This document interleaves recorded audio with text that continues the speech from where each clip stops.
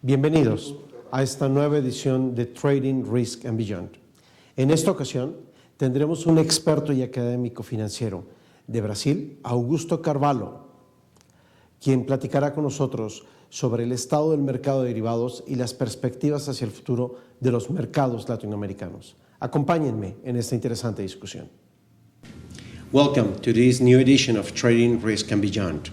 We have here with us Augusto Carvalho from FAP University in Sao Paulo, Brazil, professor of finance and expert in derivatives risk management. Augusto, thank you to have you here with us. My first question would be, what is the status, what is the state and the trends of derivatives markets in Brazil, which is the largest derivatives market in the region? Okay, first of all, thank you very much for the invitation. In fact, it's my second time that I come here for this conference. It's quite a pleasure. So basically, in Brazil now, we have a huge market in derivatives. And in fact, our exchange, the equity and derivatives exchange, is one of the largest in the world.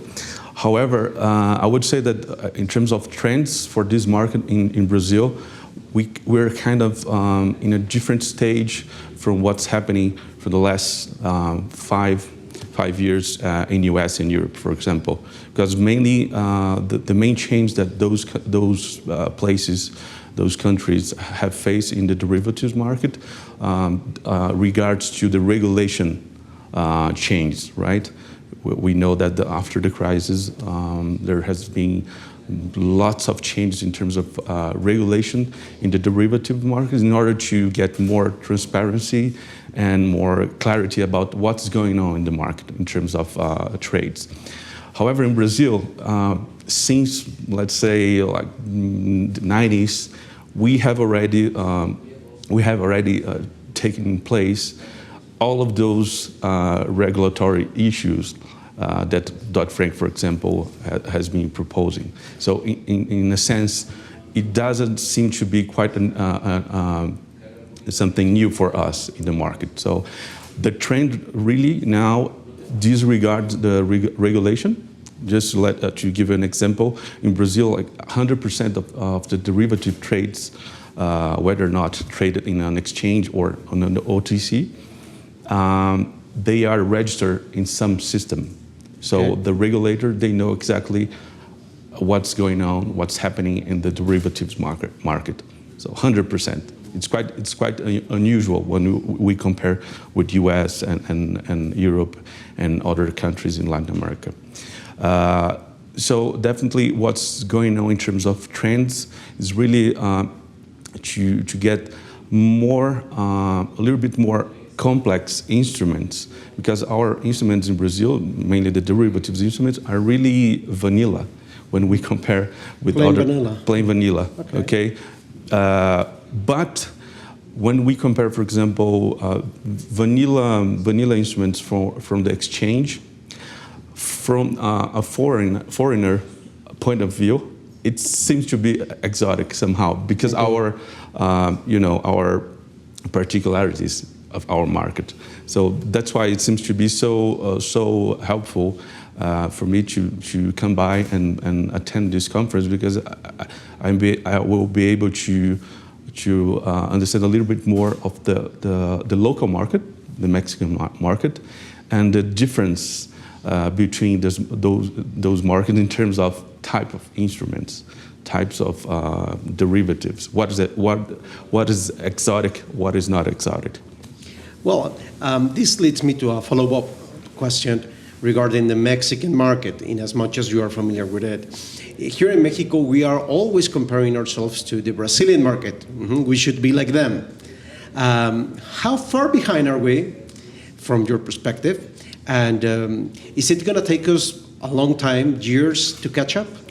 No, I don't think that it will need like many years to catch up. I would say that if the regulation is really good, the rest will come together, right? Okay. Because after the crisis, the whole issue was that the regulators didn't know what types of trades had been traded in U.S. So the trend now is really they have a word for that now. They're futurization of the derivatives. Okay. It means bringing the OTC trades to some exchange or some registering system, just to let the regulators to know exactly who is trading what and what type. And as far as I know, this is a very strong feature of our market, definitely. Besides the fact that we have a very big equity market, as well as commodities market. So I don't think that it will take many years to catch up. And in fact, we also compare the risk management methodologies with the Mexican market. So I think we're pretty in the same generation of market, I would say. Now that you bring up the issue of commodities, right. Brazilian economy is heavily dependent on commodities, and I assume that the stock and equities and derivatives markets follow the trend of the economy. Given the fact that commodities have been going down, do you think this is going to slow down the pace of markets like Brazil? Yeah, definitely. We have a huge dependency on the commodity market. We are really an exporter as a country, so we need to diversify. Otherwise, we will be fully dependent on the what's going on with China, for example, mm-hmm. And we cannot afford such dependency. On the other hand, the equity market. The issue that we have there in Brazil is that the personal investor, right, the mm-hmm. normal person, it's a tiny fraction that invests on the equity market. And the main reason is that our interest rates are so high.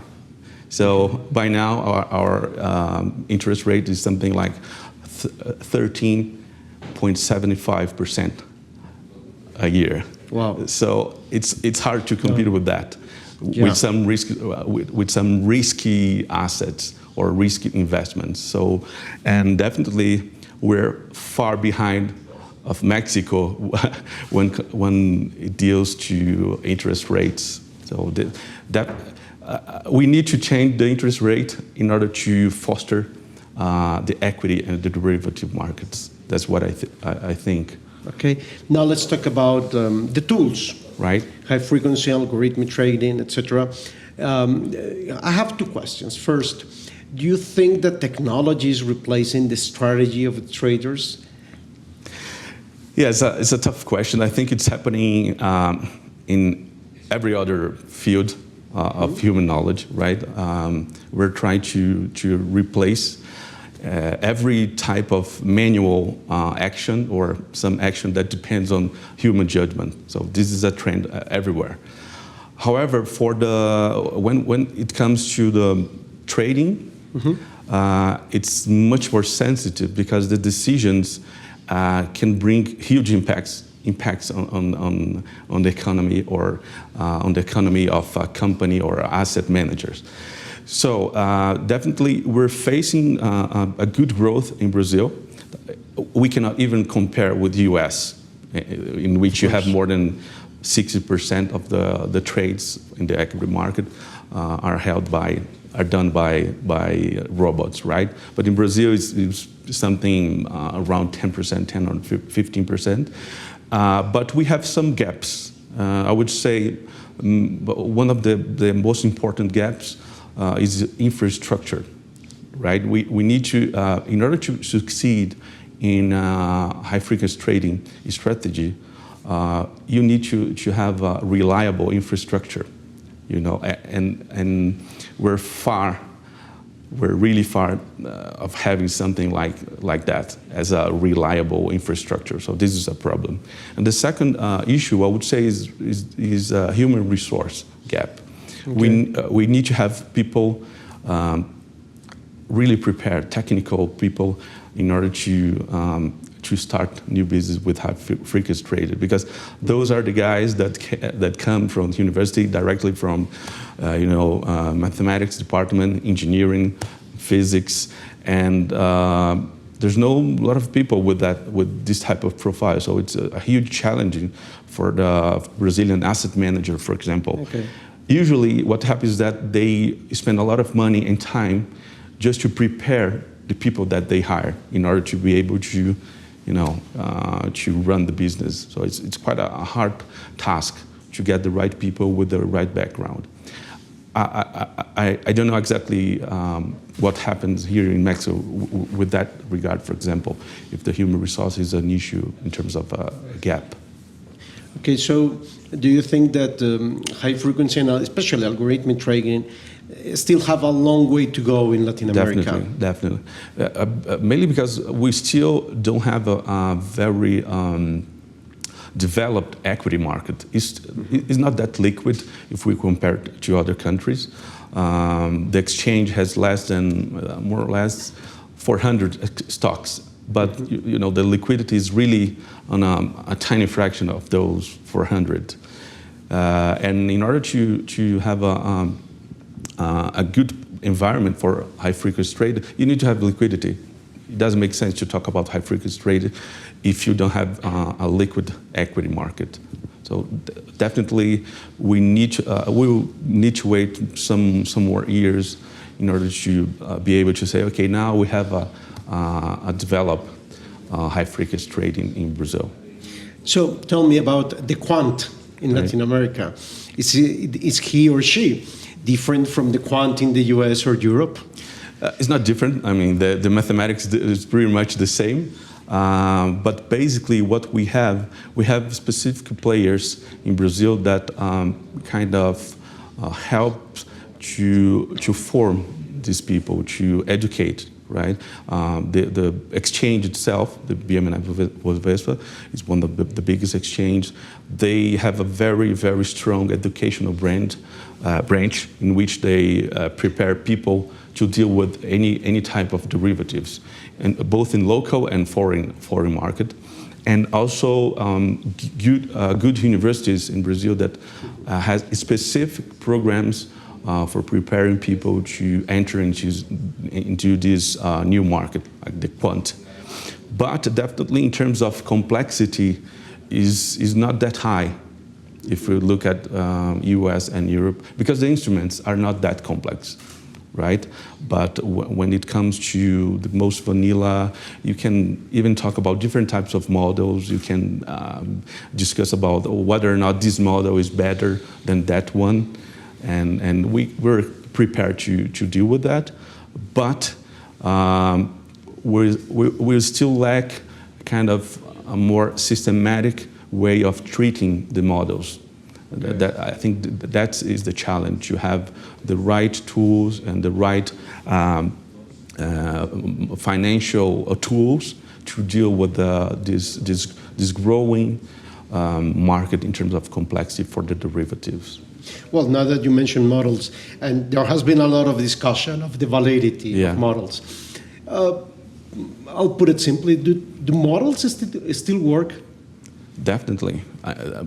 Modeling is the way that humans decide to understand the reality, but we will never be able to describe reality like 100%.